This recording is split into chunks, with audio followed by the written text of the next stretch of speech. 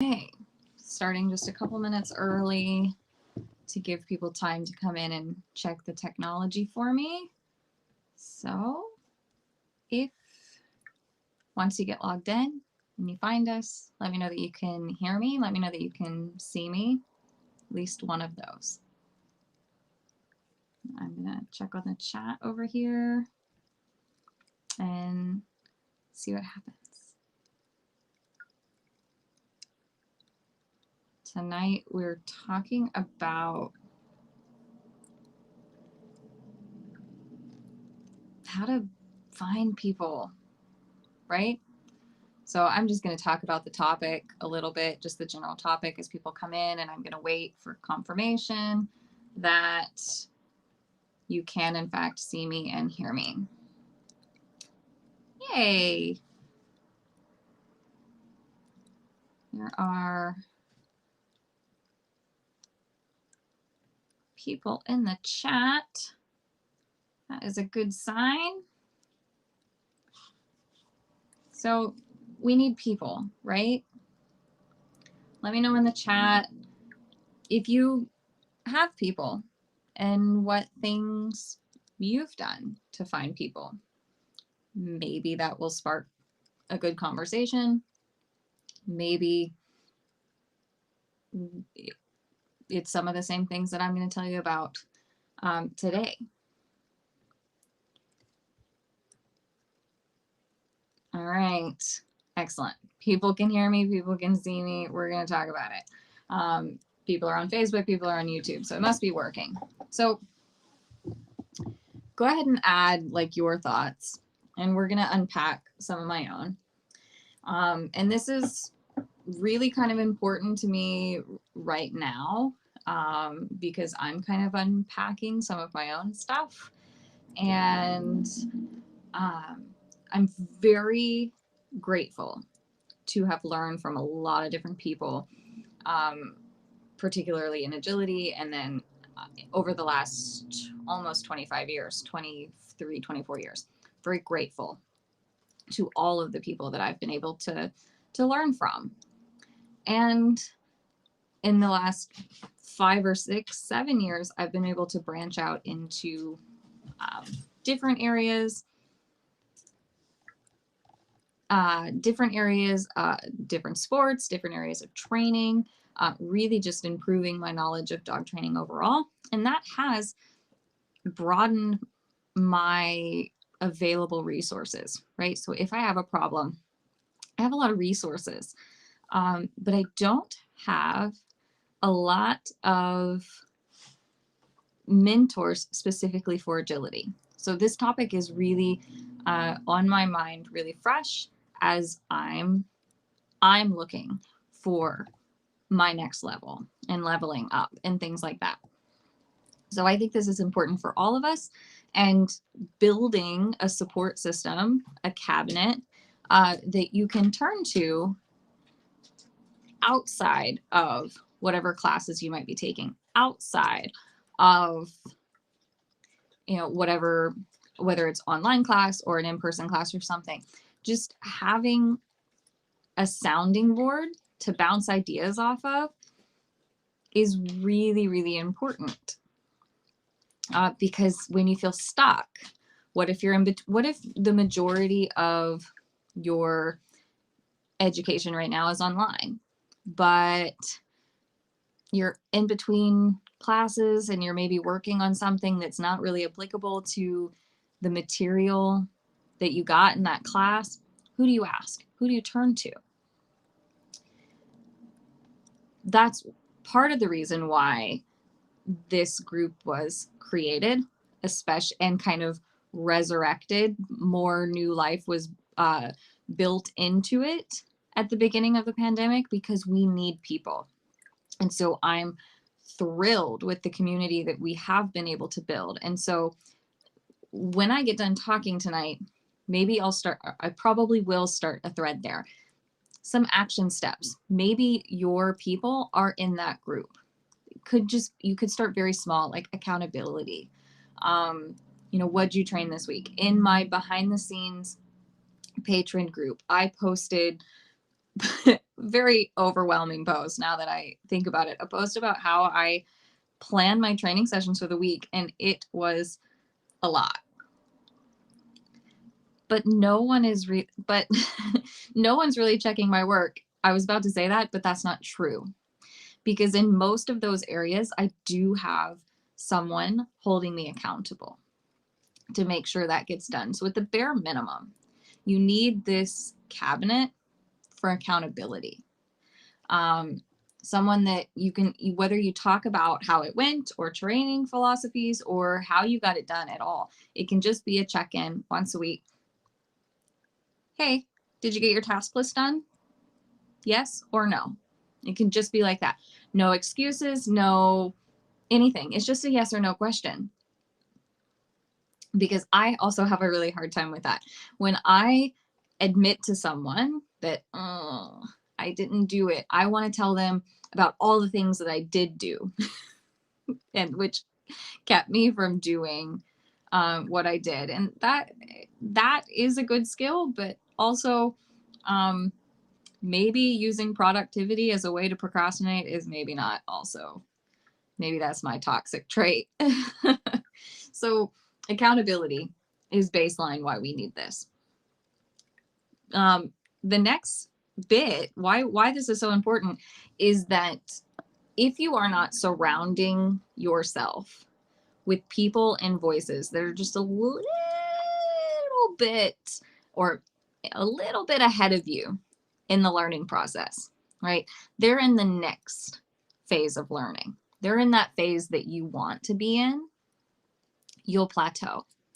So if life were a series of levels and you're a level 2 and you hang out with a bunch of level 1s, who's pushing you to be a level 3? Level 1s aren't pushing you to be a level 3. Level 1s are pushing you to stay a level 2 because that's, you're helping them more than they're helping you, which is fine, right? You may be that accountability buddy to all the level 1s, but who do you answer to? Who helps bring you up a level? That's what this agility cabinet can really be useful for. And which is why I'm searching right now. I'm searching for the right fit of my agility cabinet for my next level for agility. I feel like I have those cabinets in other areas of my life. Certainly I have it in dog training, in general, like just general science-based dog training. I certainly have those people that I turn to. And I certainly have, I'm diving into obedience more seriously. So of course I have people that I can turn to for those types of things. So we want, the saying is like, strive to never be the smartest person in the room. It's a little bit like that. Your agility cabinet can be built with accountability and these other trainers and people of support that are in the next phase. And if you're doing it right, you're picking people who are also continuously leveling up so that as you level up, they've also leveled up and you can maintain the same cabinet for quite a while. Okay. This is a little bit easier in a group class setting because you typically start around the same level and you kind of progress a little bit at the same level. And it was always really cool teaching classes where one or two of the students were just one or two phases ahead of the rest of the class and they had supportive personalities, right? The temperament of the human matters. Because they could bring up the other students in class. That is a great question of joining up with a person or other people who are training at higher levels without feeling you are taking advantage of them. It is as much on them as it is on you to set those boundaries. Okay, so it's a very clear line when someone is talking to me as their cabinet person versus talking to me as their coach and paying me for that service. And I have boundaries around that. If it's sometimes being the cabinet, the text from the person says, I need to blah, blah, blah. And I'm like, okay, putting that hat on. And so you go in with the same expectation. So if you're approaching someone, hey, I'm looking for X. I'm not looking for, I'm not looking for coaching. I have coaching from so-and-so. I'm really looking for maybe someone to train with on occasion, or, when I have ideas, can I just bounce some ideas off of you? I'm not really looking for blah, blah. I'm looking for this. And they can say yes or no, right? But clear boundaries is top of the line. It has to be set, especially if you also teach, right? So I have those, I belong in people's cabinet and I coach people. They're two different things for me. I kind of insert myself into all of y'all's cabinets by giving you these types of things where we bounce ideas off of each other, where I'm live and you can have these chats with me, where we're in the group and we're bound. So you essentially have this already, but there are some boundaries in there. I love seeing your small space setup trainings, but that's not a private lesson. I'm like, yeah, you're kicking ass. Yeah, this is looking great. Oh my gosh, you nailed this. I can provide support and general direction for your ideas, but it's not private coaching, right? So you can have those same boundaries and set. So if you're asking someone to join your cabinet, recognize that their time is valuable and important, and let them know that you understand that and respect their time. And sometimes if you are being approached to be in someone's cabinet, it can be really hard to say no. So, but it is self-care. It's not selfish to say no. It's actually self-care. So if you are being approached and you really don't have time for it, you really can't be accountable, you can't have one more group, one more thing, you just say that. And it's, it doesn't feel good to say no to people, but saying no is self-care. So write that down on your hand, on your forehead, on the mirror. Saying no is self-care. Already typing, so you're going to hit enter. How do you strike the right balance between respecting boundaries and expertise and friendship? Okay. I don't even need my notes because y'all, just the 2 questions already have basically covered so much. Friendship. You can have friends that aren't in your cabinet, and you can have cabinet members that are not friends. It helps, but sometimes your friends don't share the same training values as you do. And that's like the number one thing on my list is know and understand your training values, right? Because that's going to help. Because if you aren't willing to, like, okay, because we can all have different philosophies of training. We can all, exist in different places on the least invasive, minimally aversive scale, right? We can all exist in different places and exist in different places at different times. But there are some things that are like going to be a hard no. Like if you are 100% against withholding the dog's meals for agility, which I am, that's a value for me. I'm not going to train my dog when they're very, very hungry. That's a hard no for me. So it's important to me that my cabinet members also know that. Because if I come in and I start to bounce around some ideas and my cabinet member is like, well, just don't feed them that night, that's not a useful cabinet member.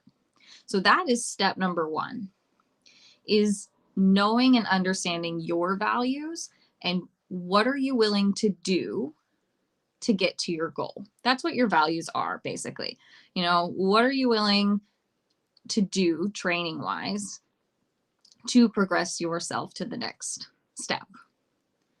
And right, so the comment now coming across the screen is that non-reward markers are a hard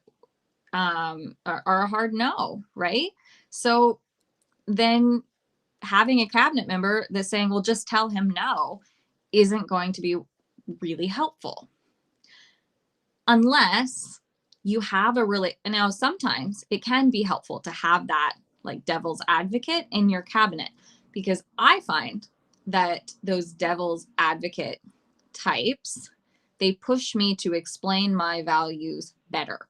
They force me, there's a tricky word for it, they force me to really unpack why I want to stick to that value and how I'm going to do it. So basically there's all of these paths forward, and person A's path might look like this, and person B's path might dip into this lane but then come out but arrive at the same point. And then person C's path might start in a completely different area, never touch person A's path, and still end up in the same spot. There are so many different ways to end on the exact same goal.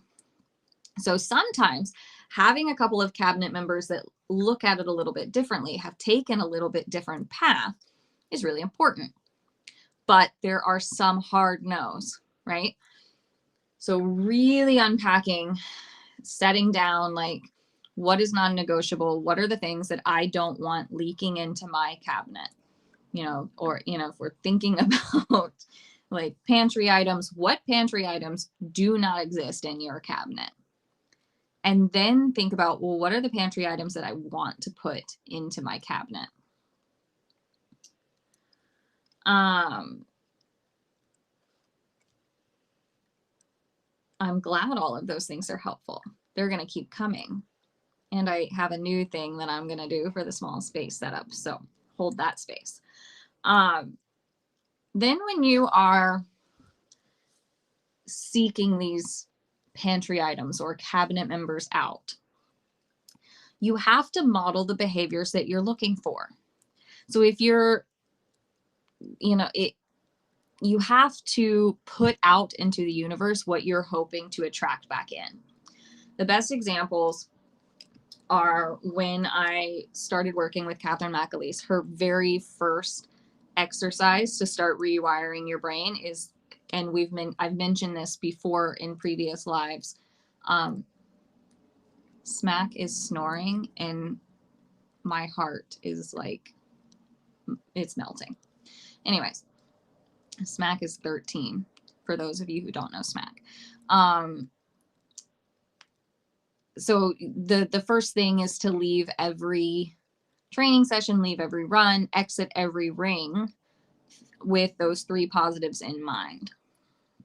And the best way to combat unsolicited advice and those people that want to focus on what went wrong, the shame about the bar people, the, oh, you should have done X people, the easiest way to combat them is by modeling a different behavior. So when those types of people would come up, and they mean well, right? When they're like, oh, it's such a shame about that bar. They're choosing, they mean, oh my gosh, your run was so great. I'm so sorry it wasn't a clear round. That's what they mean. But what they're saying is that I'm choosing to focus on the thing that went wrong instead of the 19 things that went right. So by flipping that on them, when those people come at you with that, oh, I'm so sorry you knocked a bar, if you spew back at them everything that went right, something will change in their behavior. One, they will either stop coming up to you. Okay, fine. They're not a trainable cabinet member. They're not ready. Or 2, they will start doing the same thing. They will recognize that you don't want to hear about the one thing that went wrong. They will recognize that you are focusing on what went right, and so will they. So we can train. So the comment, I'm getting really good at smiling and nodding. So that's a choice too, right? We can decide that they're not worth my time. I'm not trying to train them to be cabinet members. I'm not trying to attract them at all. So I'm just going to smile and nod and move on with my life. Or you can choose to try and train them. But usually, like I said, spewing those positives at them, they're either going to go away or they're going to shape up. Okay. So modeling the behaviors that you would like brought into your space, right? That like 100% gets rid of unsolicited advice like that. Because if people are truly trying to focus on the negatives and all you're doing is focusing on the positives, they won't come over to you anymore because they're like, well, it doesn't work on her. It doesn't work on them, right? So that's like the number one thing you can try, especially in a trial environment. So whereas the opposite, and it's really easy to fall into because we have to, if you're feeling like you don't like the people that you're surrounding with, or you're feeling drained, or maybe you like them, but you want to change these few things, make sure that you're not falling into their ideals and values if they're not aligning. The number one thing of mine is complaining about the course. I used to be the first one. I would look at the map. I would already feel defeated. I hated it. There were 100 things I wanted to change about it. I don't even know why I try. It's just terrible. I hate this course and blah, blah, blah, blah, blah. And so putting that out there, and if I were to actually say that out loud, I'm inviting others to complain about the course with me. Or if you're hanging out with those people and you might find yourself like just going with the flow and fitting in with that group, and you're changing your behavior so that you can sympathize with them. Oh yeah, that I know. I hate it when the courses start with a tunnel too. Things like that. Make sure that you're not falling into habits that you don't want to be creating just to fit in. All right. So the better option would be to try and retrain those people or find different people. Okay. Because that's like the biggest one, I think, and we see in trials is because there's this huge socialization piece, we will fall into the habits of those around us. So if those around us are complaining about the course, we'll probably start complaining about the course. Or if they're complaining about the judge, we'll complain about the judge. If we're complaining about the weather or the surface or the food or like, you get what I'm saying. But if everyone around us is like, oh my gosh, look how great that turn was on 6. And did you see so-and-so's weave pull entry? That was amazing. You're going to get more of that. So that's what I'm looking for in trials, is I'm looking for those people, or I'm trying to train those people. And it may start with training yourself. Okay. So once you start modeling, I want you to actively look for those behaviors. Look for those behaviors in people, right? So if you're at a class or you're at a trial, what are people like when they exit the ring? You can usually tell a lot about a person's mindset and their values by how they exit the agility ring. And then you should look at how they exit the agility ring when they've had a not so great run. And then you should watch them exit the ring when they've had a complete flustercluck of a run. Okay? It was very hard for me to say flustercluck and not the other way around.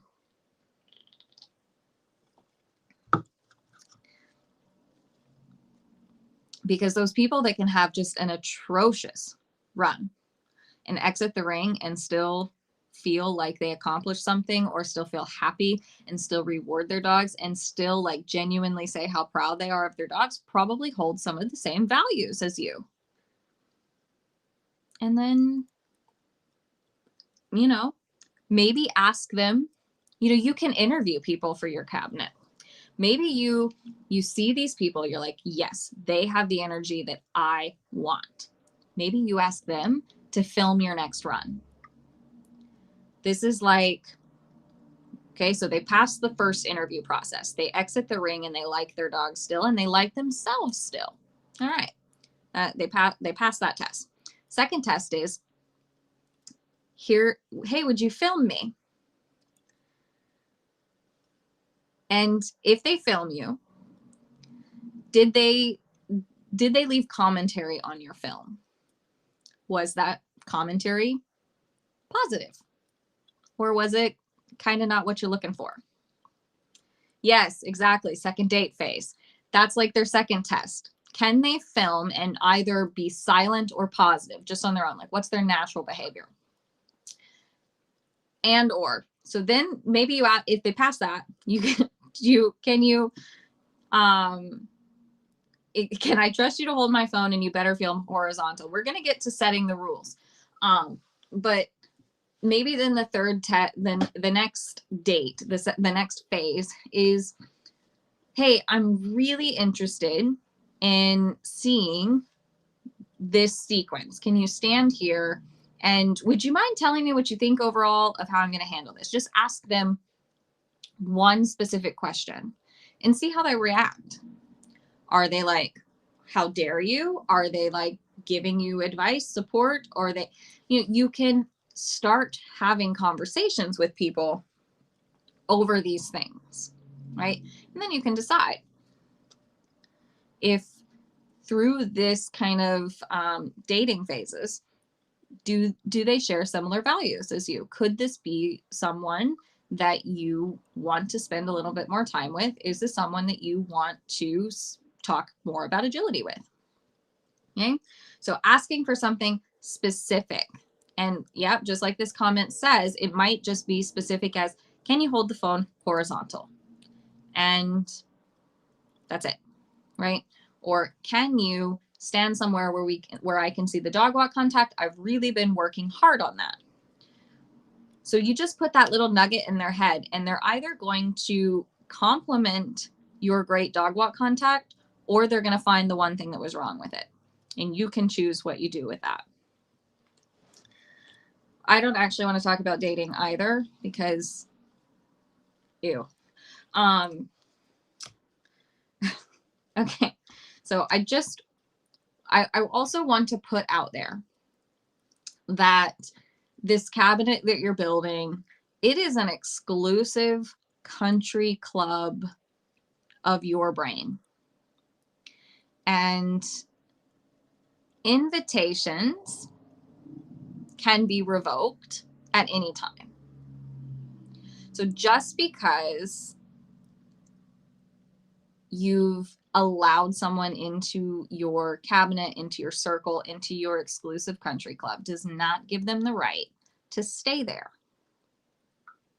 right? If they break the rules, you can evict them. Sometimes, if we're leveling up and the people around us are not, they've got some stuff to work out and they no longer belong in that cabinet. Doesn't mean they're not your friend anymore. It just means that they're not that sounding board of agility advice. They're not that support group that you need.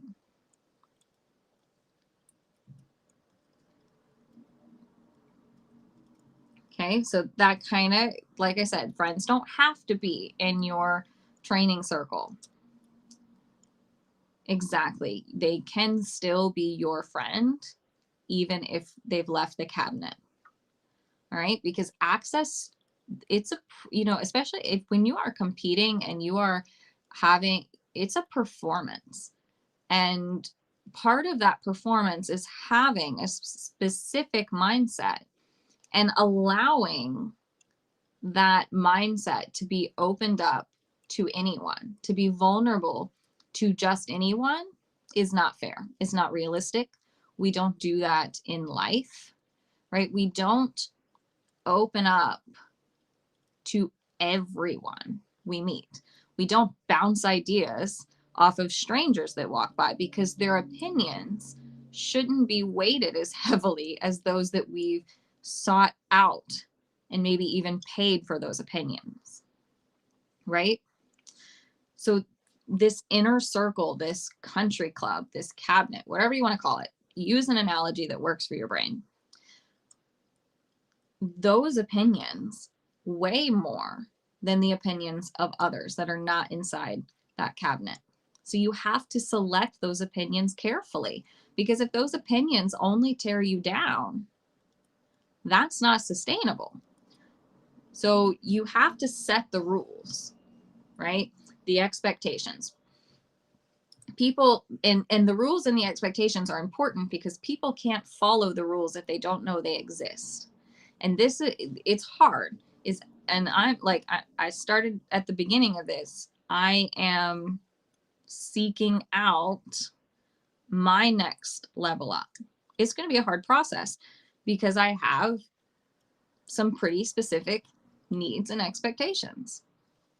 So if those needs and expectations can't be clearly identified, the person being invited into your cabinet can't follow them.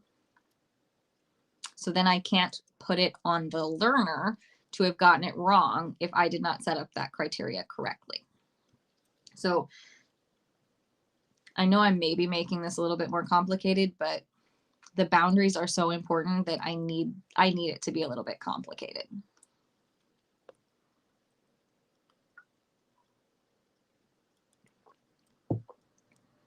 Right? What else? What else do we think goes into this? I'm going to need more questions and more comments from you all. Okay? Because those are my notes. Those are my main things, is that your agility cabinet needs to be built from those who share your values. And you need to include some members that are a couple of phases above you in the learnings, right? Someone that can give you a little bit of help and support when you need it. They're also continuing to learn and grow and level up, and just the whole cabinet keeps being built up together as a group, right? Because your cabinet will have this collective knowledge that's greater than any of its members individually. And that is super cool. And it may be that this cabinet, you all get together, you rent a ring. So a mentorship is different. A mentorship, I think, should be a paid for service, right? Certainly it doesn't have to be if someone is very generous with their time, but I feel like a mentorship, someone taking one individual, taking another individual kind of under their wing, so to speak, and really guiding them in every step of the way, that's a paid for service. And if you have that sort of help for free, that is a benefit that you should be very, very grateful for, because that's a little bit more than what I'm talking about. Do you think the delayed response of digital cabinet members can overcome or be as powerful as the people that are at the event training live with you? I sure hope so, because that's all I've got, right? And it has been this way my entire career. I've gotten to train with a lot of fantastic people, but I have never had a consistent like training group or training class or training anything.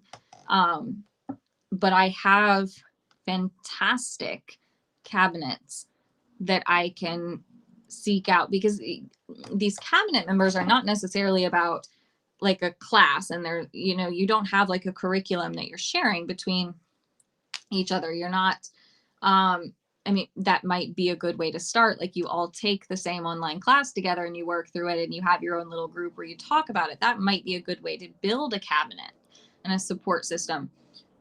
But it's not, the cabinet isn't, oh my gosh, I can't move forward until I hear from them. It's, I don't feel like I want to move forward until I hear from them. I have some ideas about how to move forward, but I need to bounce this off of them. One of my cabinet members is Graham, because when I'm got too many ideas, he can help me filter them down into like the 3 best ideas. And then I can present those better ideas to the cabinet and go, all right, this is what I need. This is what's happening, blah, blah, blah, blah, blah. But so there might be different levels of cabinet members that filter out all these things. But I think, I mean, and even if you're in person, your cabinet members are not like instant access, have the answers. It's about being able to have conversations. Like when someone posts in the group, that's essentially what I think of with a cabinet is, I'm having this issue. I sort of have some ideas. This is what I've tried. What do you think? And the more specific you can get when you ask for that help, like, this is what I'm looking for. This is the feedback that I'm looking for. These are the things I've tried. This is what I'm not willing to try. And then you might get fewer answers, but your answers are more targeted. So that's how to use like the training group as a better cabinet.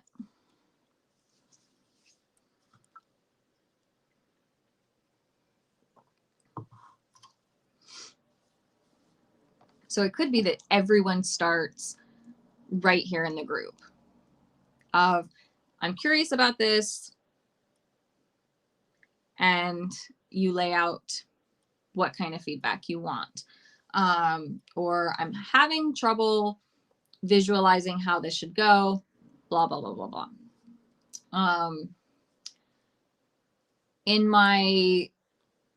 When I'm analyzing my runs, I have the what went well, what I'll do next time, and what I'm looking for solutions to.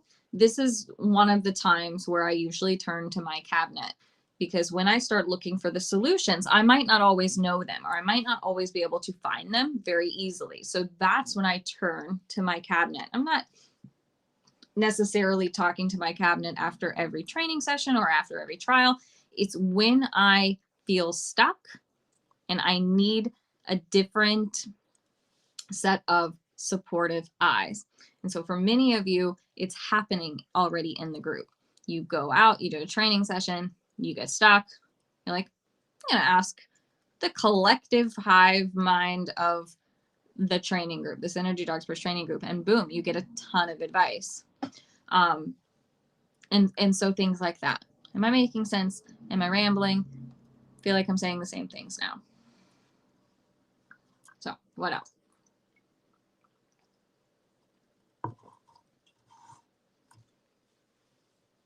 Might be a short one.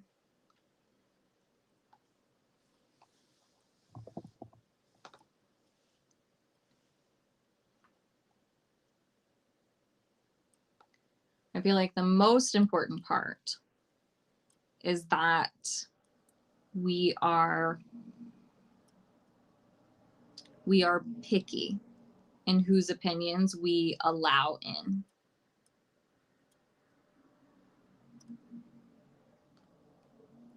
Because I think we can all agree that when we get that unsolicited advice, it's not, has unsolicited advice ever been appreciated, like truly, without any sense of prickliness?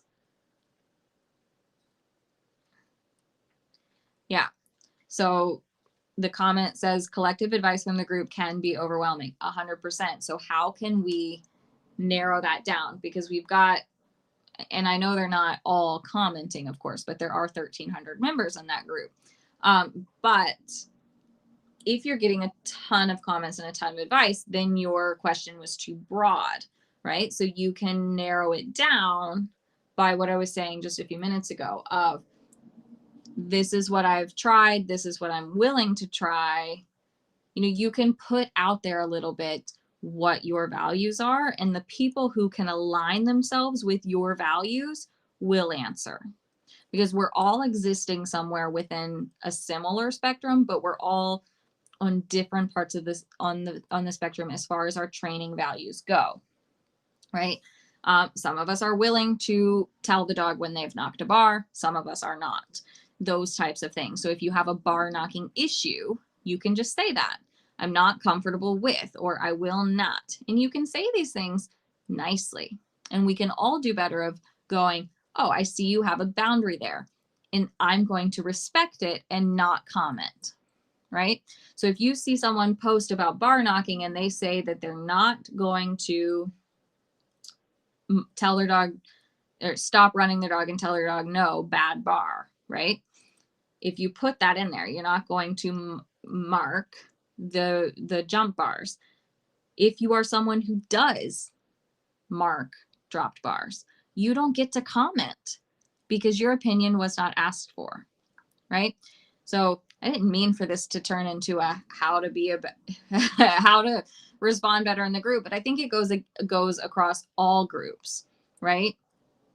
So this is this particular group that we're functioning in right now is a really big agility cabinet. But for everyone to get the most out of it, the values have to be clear. And that is the same if you are functioning in a smaller group. Maybe you have a group that's only 50 members. You can still funnel it down, and the etiquette still applies. If the poster's values are clear and your values don't align with those values, your opinion wasn't asked for.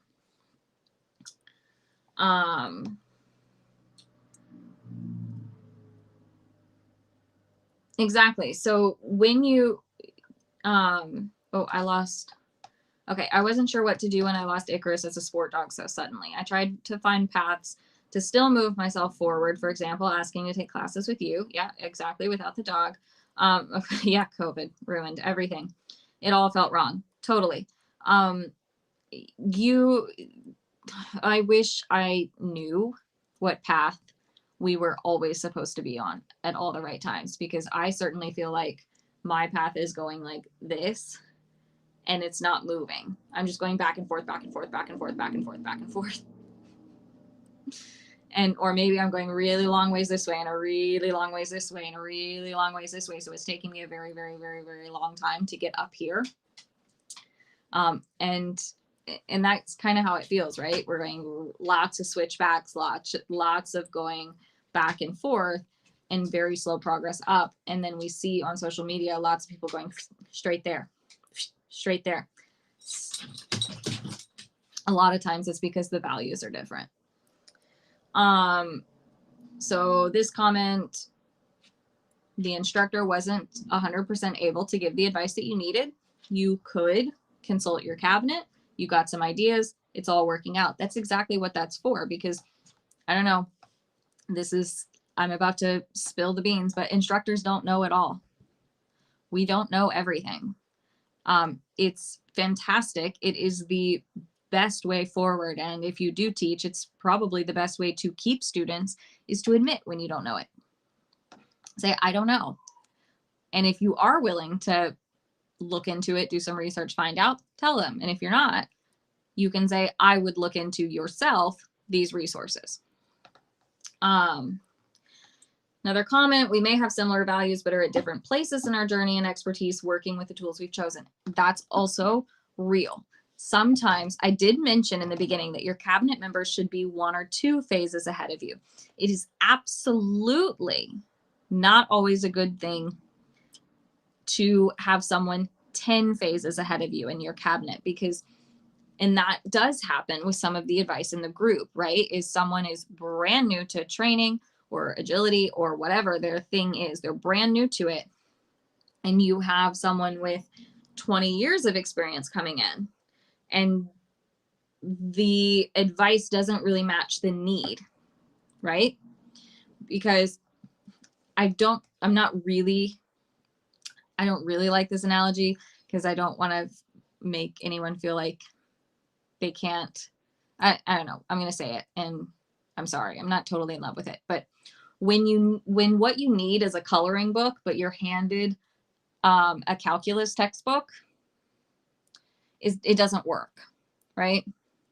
But when you're first starting out, it can feel like I'm just trying to color in the lines, right? So you're asking for tips on how to color in the lines, but you're given a calculus project, that's not helpful either. So sometimes it might be, and I know a lot of times those posts are prefaced with, I'm super new to X, or I'm a novice at X. So maybe that's something that as commenters, we can pay more attention to as well. Oh, this person is new.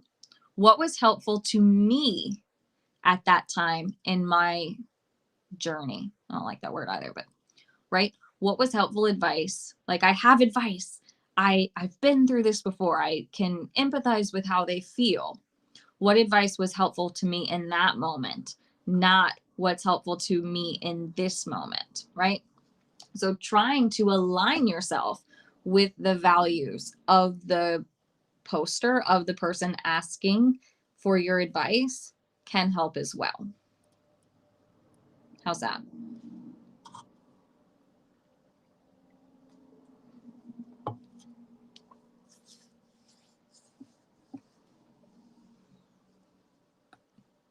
This ended up being a mindfulness talk, but I think it helps, especially with so much being digital and online. We're very quick to give out advice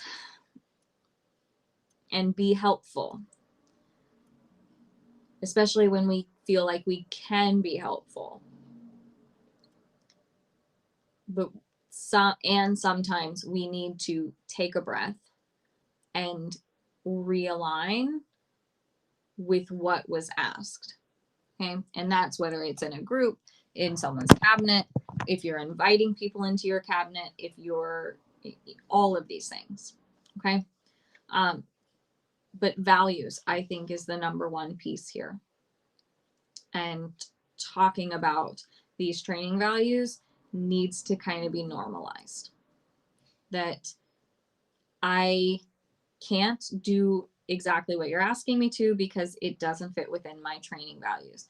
And it's not shaming or blaming, it's fact, right? And then going from there. It's not I'm unwilling to listen to anything you have to say. It's I'm unwilling to try that. Is there a different way to do it? Is there another path that I can take? Or that's really interesting. Let me think about that some. I say that all the time. When I'm given some advice and I'm not 100% sure that that's where I want to go because of my values, I sit and I think about it and I go back to that path. I'm like, this is the path they're taking. Can I take anything of that? And maybe I can start out on that path, move over a little bit, go on my own way, move back, and then go up, right? So someone who has different values from you doesn't necessarily have the wrong idea. But then you have to either develop how to reroute yourself, or you need other cabinet members to help you reroute those things. If we all always need people who will help us level up, do we also have a responsibility to help those who might be a few steps behind? Or does imposter syndrome take care of that? I mean, it's a good question. I do think imposter syndrome keeps a lot of us from helping others. So 100%. And I can see that someone is replying to you, Lizzie, that, yeah, exactly. I have no idea what I'm doing. How could I help someone else? Yeah, I do think we have a certain amount of responsibility, right? But we don't have a responsibility to everyone. You don't have to be in everyone's cabinet member. Because remember, no is an act of self-care. So saying no is an act of self-care. So I think the easiest way forward is like if the group, for instance, right? It's a big group, lots of people, lots of ideas. If you're getting advice from someone else, then maybe make an effort to find a post that you can give advice to. You're not going to be able to answer all of them. you're not going to be able to align yourself with all of them. So that could be like the smallest piece, right? But yeah, I mean, and maybe your cabinet members include people that are higher level members in one area, but they're lower level members in others, and you're helping, and you're a part of their cabinet and where you hold rank, right? It's imposter syndrome is the absolute worst, but everyone has experiences that are valid and that can be brought to the table at some point. I think a lot of people discredit experience. You might not be teaching it, you might not feel like it's an expert thing, but experience does matter, right? So responsibility is such a hard word. Like, I'm not going to force you to be in someone's cabinet and, pay it forward. But I feel like it's another way to level up. I think helping people and explaining things to people, and not necessarily teaching, but having these conversations is one of the fastest ways to level up. Because the more you talk about it, the more you discuss it, the more you see training from different perspectives and because experience breeds different perspectives. So the more the more discussion you have with the more perspectives and the more different experiences you share, you'll level up faster. At least that has been my experience.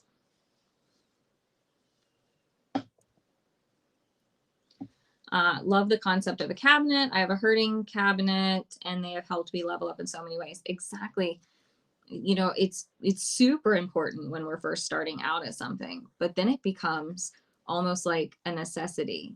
You basically what I just said, being able to bounce your ideas off of 5 or 6 brains, 5 or 6 different perspectives, and 5 or 6 different experience levels gives you a more complete picture of a concept rather than just your experiences and just your perspective and even just one other experience or perspective, right?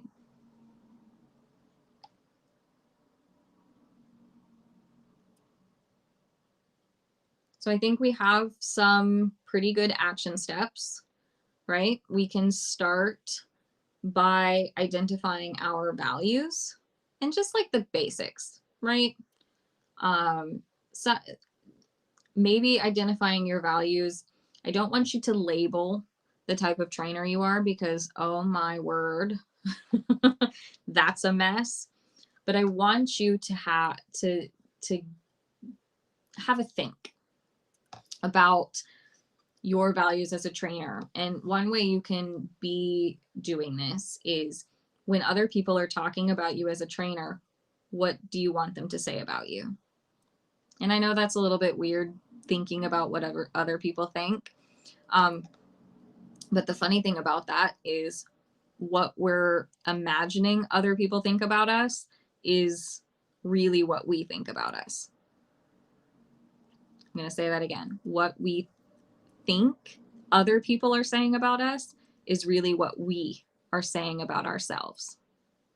So basically, what do you want to think about yourself? How do you want to feel about yourself? Those are your values as a trainer.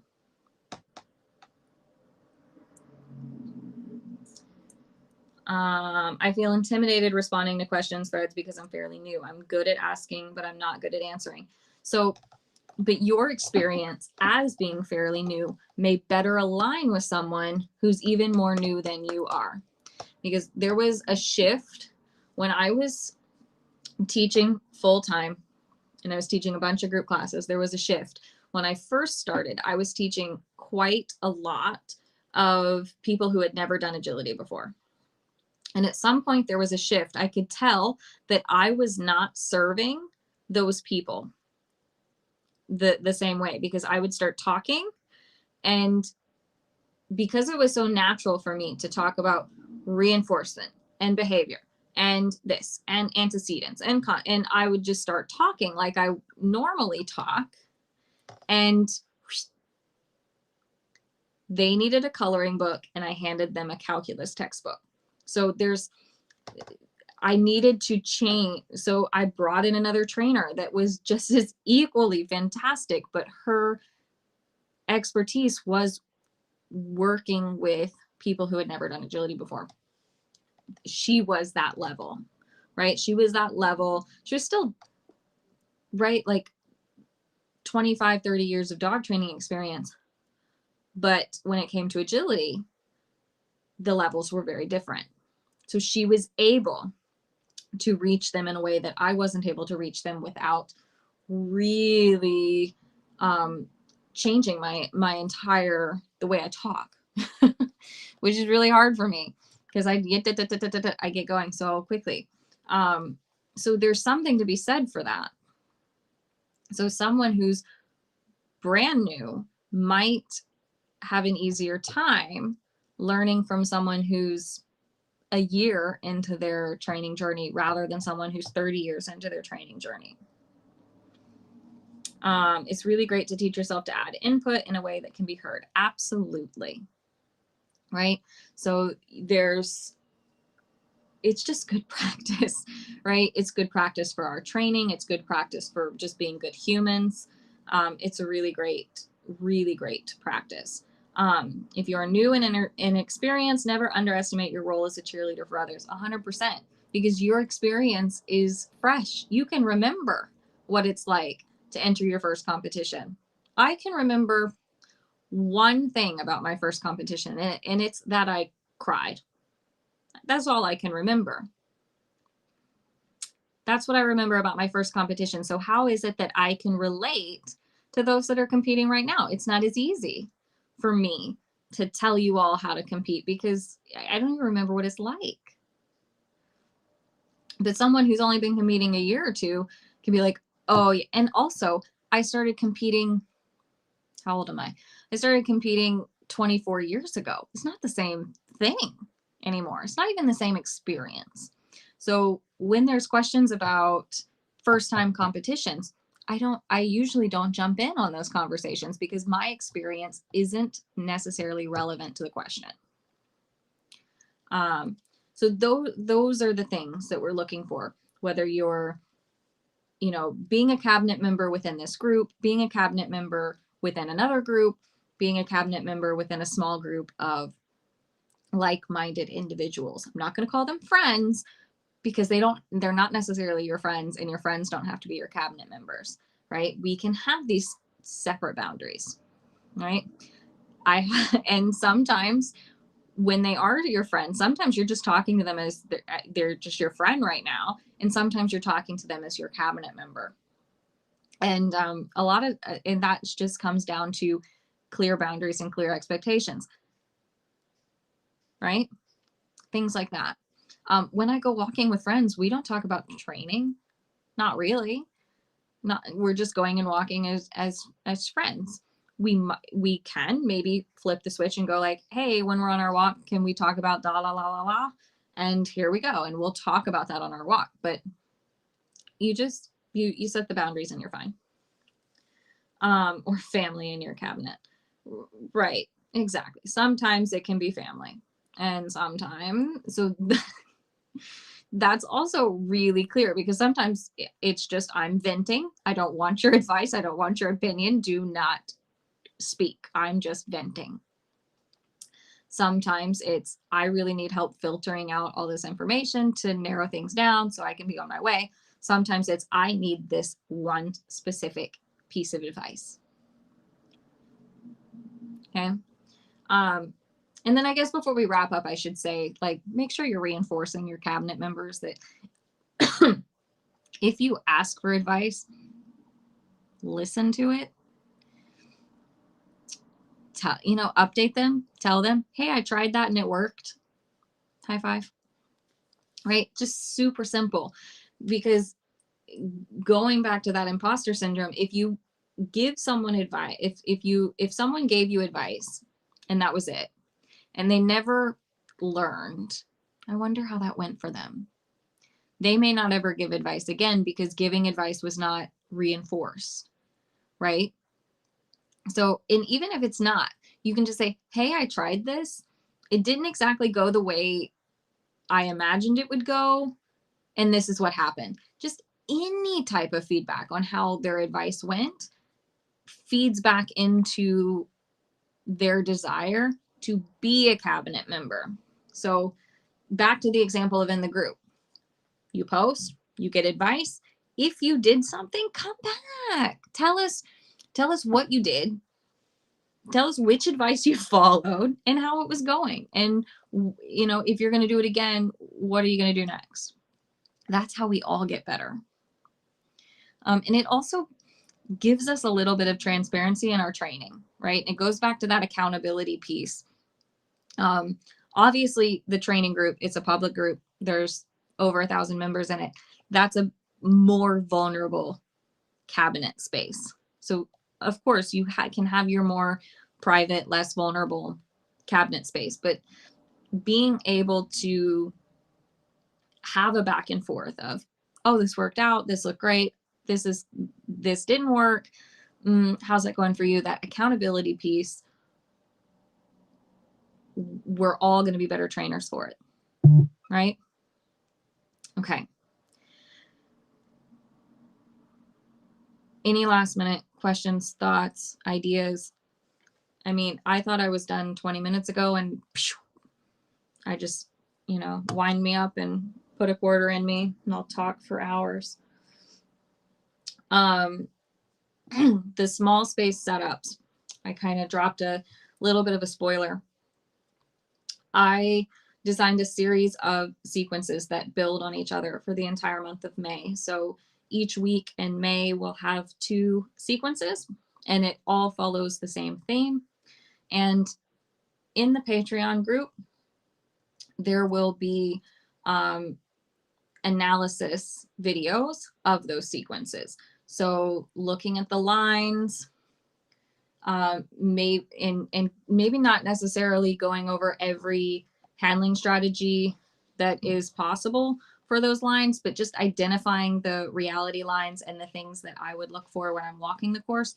So they're not going to be super long, but they are going to be because the sequences aren't that long. They're like 5 or 6 obstacles, but just some quick overview analysis of those sequences so that when you go to train, you have a little bit of my voice in your head. So the setups, they will be in the groups, the public groups, nothing has changed there. What I'm going to add to the Patreon group for all patrons are those analysis videos. Okay. So no other comments have come in. So I'm going to wrap this up. Also, remember, if you are already a patron, you can drop questions there in the questions thread so I can use those questions to decide what I'm going to talk about. This topic just happened to be on my mind recently, so I wanted to have a little bit of discussion. I'm probably going to post something in the group when we sign off of here and see if we can open up some conversations about our values or our training habits. Okay.